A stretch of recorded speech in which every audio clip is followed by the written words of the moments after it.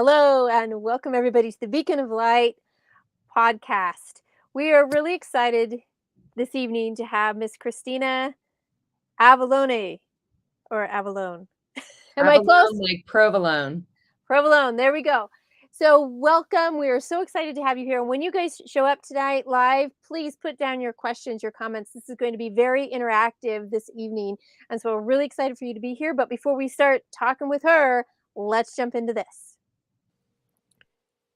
I'm April Tribe Juke. Welcome to the Beacon of Light podcast. I believe we are all made with light, and light is hope.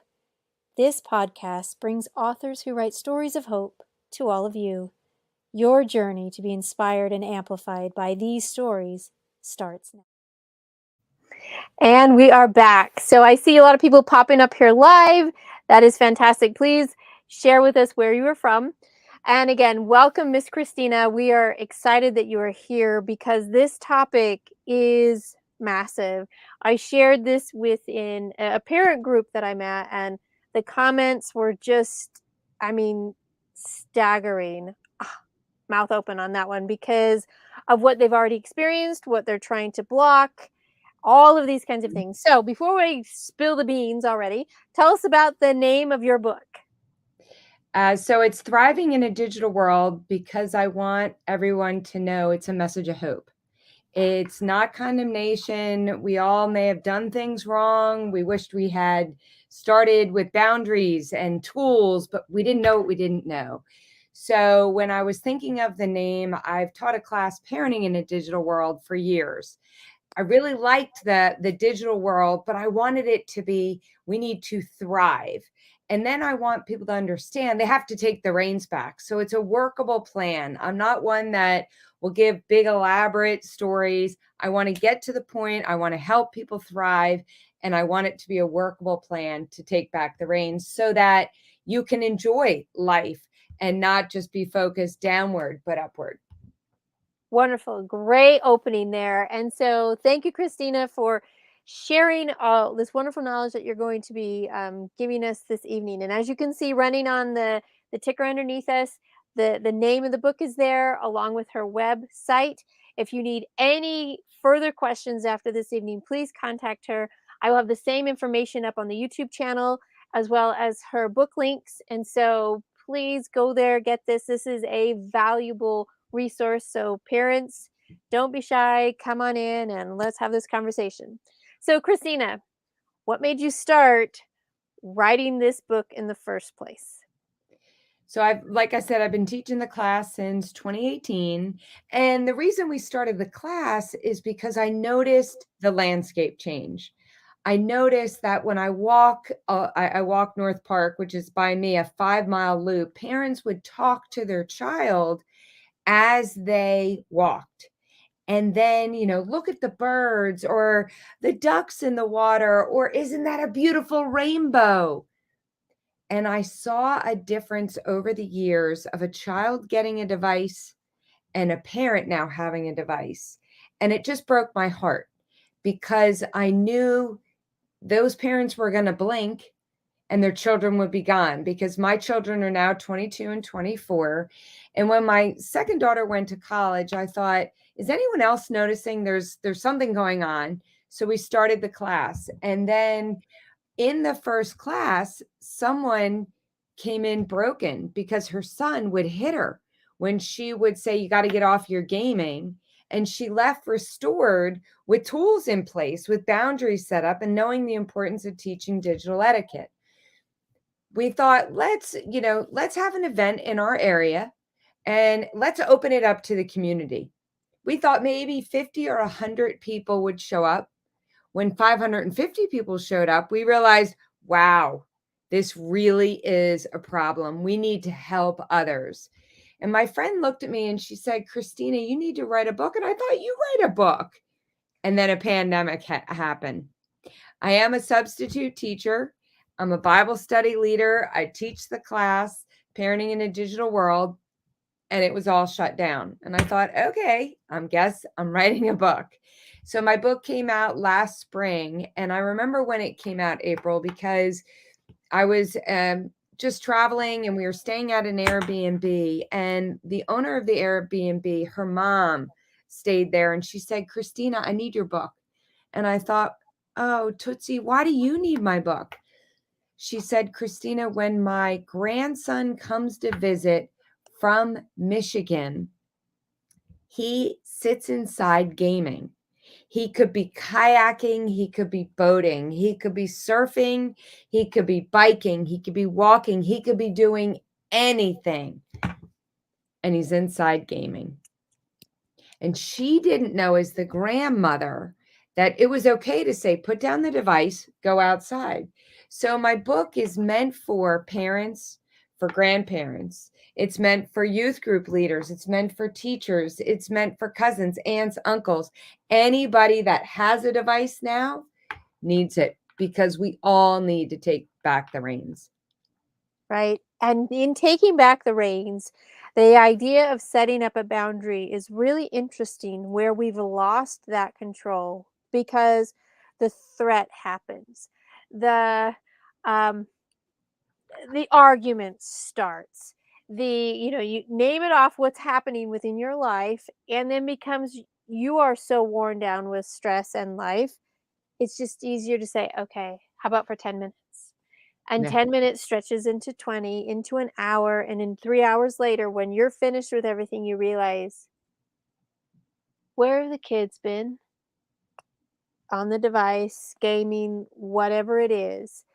And it gets away so fast. We're all guilty of different levels of this, and so we're not here to do any shame and blame tonight. We're here to get some tools, figure out what can work, and know from experience you are still in control. You still have the ability to do that. I know for ourselves, we have certain, guards in place, the rules are in place, and now that it's summer, it's a 2 hour a day screen time for our family. They can have an hour in the morning, an hour at night. That's it. On what kind of screen? Maybe it's just the TV. Sometimes we'll pull out of the hat. Oh, sorry. Today it's only the movie channel today. No other choices. Oh, I'm like, oh, we lost our 2 hours. There's just a whole bunch of different things, but you can lay down the boundaries. You can do so many things. You know your kids. And if you are looking at this needing help, then ask your questions because that's what we're here for. So, Christina, if when you look at your book, what is one of the hardest things that parents when they get to your class maybe discover? I would say they didn't know they needed to take back the reins. I don't think any of us, phones came out in 2007, and we're in 2022 now, but most don't realize till it's too late that they need to have boundaries. They need to have etiquette taught, and we need to have tools set up. So your 2 hours, that's a beautiful thing, but now we have tools that can limit it. So my friend whose son would hit her, she finally set up the boundary that the Wi-Fi shuts down his phone. So she's now no longer the bad guy. And I think one of the things most of us don't teach is the why. Most of us don't show they I think our children hear wah. There goes mom again, just giving me another rule without showing the dangers, without having the conversation. We wouldn't give our children the keys to the car without teaching them how to drive. And I'll give you an example of that. So, our daughter, when she started driving, we didn't know to tell her to slow down before she took a turn. And here she is on 910, making a left into our development, going about 35 miles an hour. She literally almost tipped the car because we didn't set boundaries. We didn't teach her how she needed to take that turn. So I actually have a list that when I present and when I talk to people, it's called Take Back the Reins, what you can do to make a difference. If someone's addicted to their phone, Put it on black and white color. It's less appealing. If you have certain apps you still need to use, but you don't want to use them as frequent as you do, put them on your computer rather than on your device, or don't have them on your home screen so you don't see them as frequently. Turn off your notifications. I think in 2022, we now know it is a problem. If there is addiction, it's a dopamine rush. We have to be intentional to make sure we talk to our children. We need to make sure they understand, and we have to bring them into the conversation, not just lecture, but we have to show them the statistics. We have to tell them what's happening. What are the doctors finding? They're already seeing early onset dementia in teenagers because the gray and the white matter in the brain is changing. Think about it. We don't have to memorize a phone number anymore, but there's things we can do to make a change. One of them is if you can't think of something, wait 24 hours to Google it.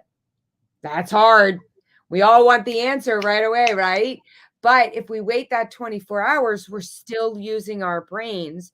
When we're not using our brains, the brains are thinning, and that's where we're already seeing the early onset dementia. That is just crazy. I can't even wrap my brain around that. But it really helps me to remember what my mom would say to me: "Stop watching TV. It's going to rot your brain." Right? So, more screen time will do that. Interesting. We have a Facebook user up here who said, "This is an interesting discussion. I learned from another parenting coach that children and youth should not have computers in their bedroom. They can get into Yes. real trouble behind those closed doors." Agree?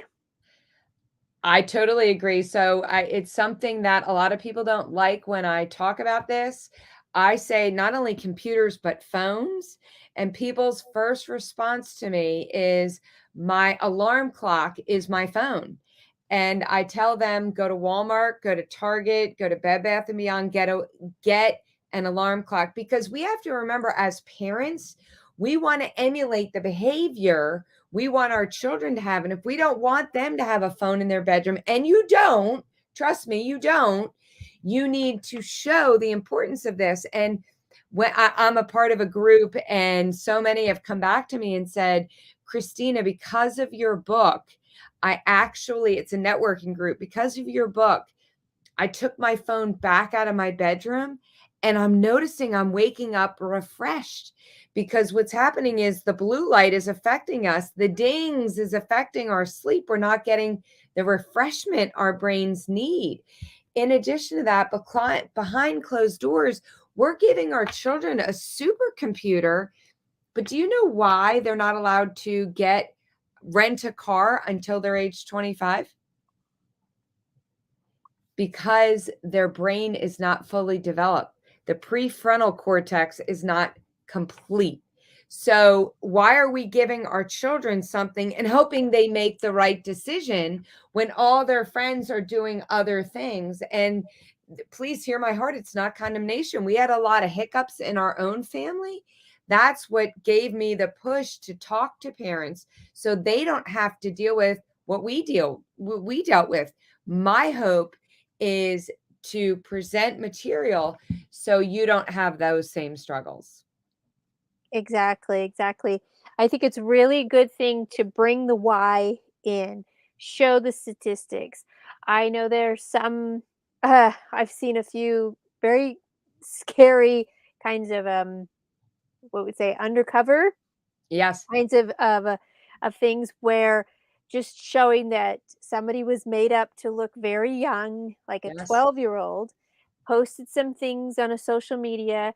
They were there to lure and capture in the predators, yes. and with posting within, it was less than 6 or 4 minutes, ding, first touch, and Yeah. it was usually a creeper. Woo! And just watching that and showing, I know, a few of my teenagers have been really impacted by that, and a few have said, "Mom, it happens faster than that." Right. So you're like, "Okay, that wasn't scary enough." Okay. But it's just really interesting to see what's happening, and like you said, the awareness is here, and I think the Conversations are coming out more and more. So parents out there, if you have any questions to know, what is it that I can do? Maybe you feel like, oh, we're a lost hope. Christina said that tonight is filled with hope. So give some of our parents out there some hope. And we all need hope. What I would say is, the Lord knew we'd be here, right? We didn't know what we didn't know, but we do now, and that's what's getting revealed. There's studies. So I'm a part. There's so many different groups you can go on. You can Google what to do in the summer, and there's offline activities, intentionality to keep your kids off a device. We now know from American Academy of Pediatrics how much time kids should be on a device. We understand what it's affecting our eyes. We understand chiropractors are saying it's affecting the skeletal because we're leaning over. So we're aware of it. And this is the information we can present to our children, just like we would present, be careful when you're driving, you don't want to touch a stove. We can't just anymore give a phone and say, good luck. I hope it works for you.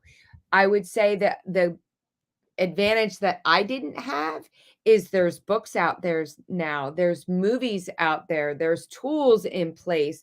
There's so many different resources. In my book, I have a list of them, and I'm sure they're dated now. They're still good, but there's so many more.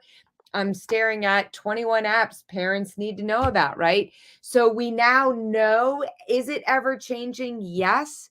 But that's why you do a youth parent contract, and you ask them to show you, why should they get a device? Why should they be on Snapchat? If they're on Snapchat, they have to be your friend. If they're on Twitter, they have to be your friend, because we one day are going to present our, as a believer, we're going to go before the Father and say, I need to worry about how I raised my children, not how I raised X, Y, and Z or the other kids. I have to worry, did I safeguard my children?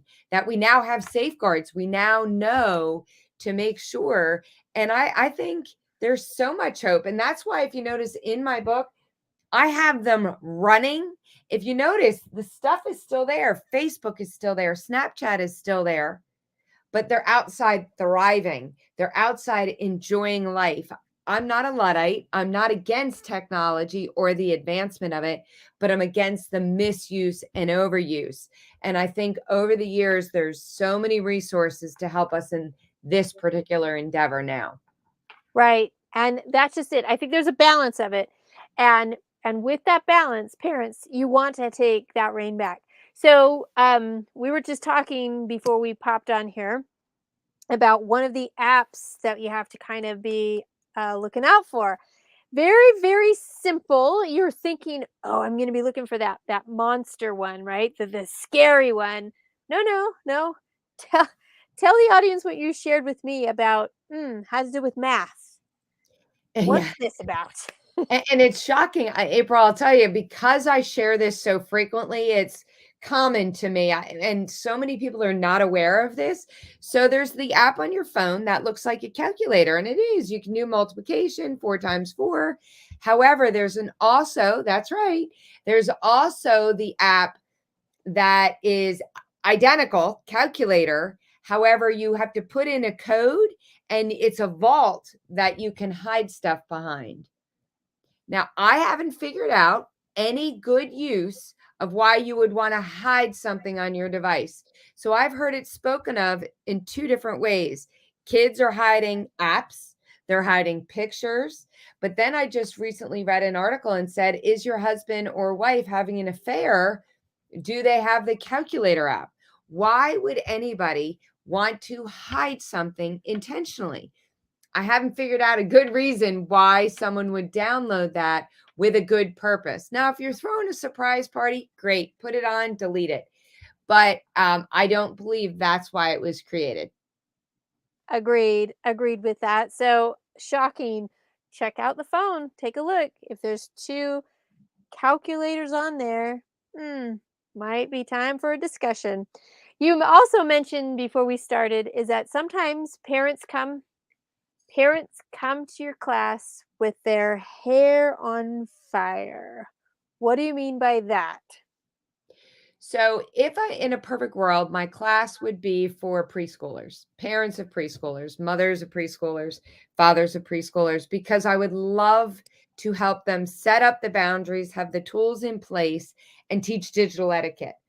However, and I'm not saying I don't want to help parents whose hair is on fire, but what I'm saying is I one day I would like to get to that point. I'm hoping to write a curriculum so it can be in schools so we can safeguard the children. I'm in the process of that now.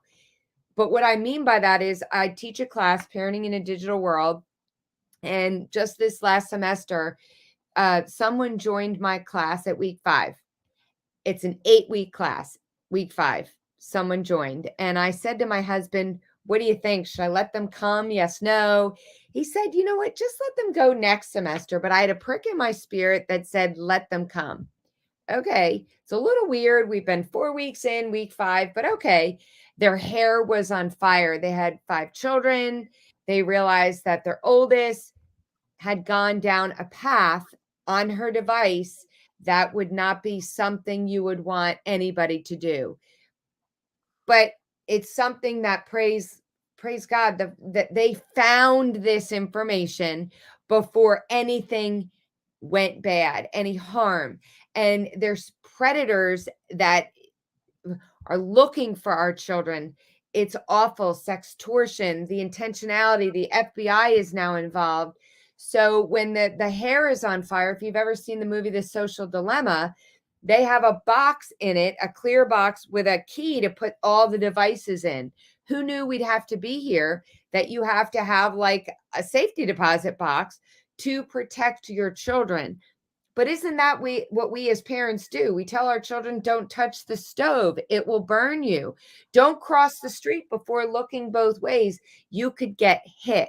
That's what we now need to teach. That's why parents come to my class, because so many don't know of the calculator app. They don't know there's 21 apps to be concerned with. They don't know about the predators. They don't know about pornography and what's going on there. They don't know about the addiction and what's happening with the brain. And so many come because their children are hitting them. They come because they're sad, they're lonely, they're depressed. The comparison, what is going on? And I help them take back the reins and help parents gain the knowledge that they had, but teenagers can be tough. They have to be the parent. They have to take back the reins. They have to say no. They have to watch and look at the device. If you're paying for the device, even if you're not, if your child is living within your home, you have the right to look at their phone to safeguard your children. And it's something that I help parents put the fire out, but sometimes you have to just go cold turkey. Sometimes you can monitor, but sometimes when your house is on fire, you're going to put the fire out and then figure it out. Sometimes you're able to just monitor and do changes. I wouldn't say anybody here, don't say everything needs to be gone, no more devices. Don't look at the elephant in the room. Look at the small bite-sized changes you can make. Maybe before you weren't friends with your child on Snapchat. Friend them. And if they don't want it, then you can't have it. You have to be the parent. If your children are doing 5 hours a week, slowly back that up to what the American Academy of Pediatrics says, no more than 2 hours. If they're doing something that you don't find to be friendly, like our big rule in our house is no phones at the dinner table. That means mom and dad as much as the kids. Put them on a table, and if you hear a ding, you may not get it. It's being intentional. You setting the example first and foremost for what you want emulated with your children. Exactly. Set it up, make the rules, and parents, like she says, you have the power to parent. This popped Right. into my mind when you said this, so I'm going to say it loud. Stop being the victim. Parents, parent, you're not a victim to this. If things have happened in the past, you still are the parent and will be. Tell one of both, whomever passes first. I mean, you are still the parent. So parent, and you can still do this with love. Don't be the victim of all of the things happened to us. The situation, the circumstances was out of our control. So I just lost and then put out the story of the shame and blame game. No, accept it, own it. I know these are harsh words. Accept it, own it, change it, do it. You're the parent, and you can. Mhm. Absolutely can. And I speak from experience, and we won't go down that road, but it's true. Am I the best at it? No. After I'm nice, strong, and tough in front, there's some cry time where no one sees, and that's fine. But I set the rule, I set the boundary, and that's what's important. So, Christina, what is it? What's something that you would like to share with everybody tonight that you might not have shared? Remember, this is all found in her thriving in the digital world book as well as in her classes. If somebody wanted to join your class, how would they do that? So the class, it's something that I'd like to be able to figure out how to do it virtually because when the pandemic hit, we could not.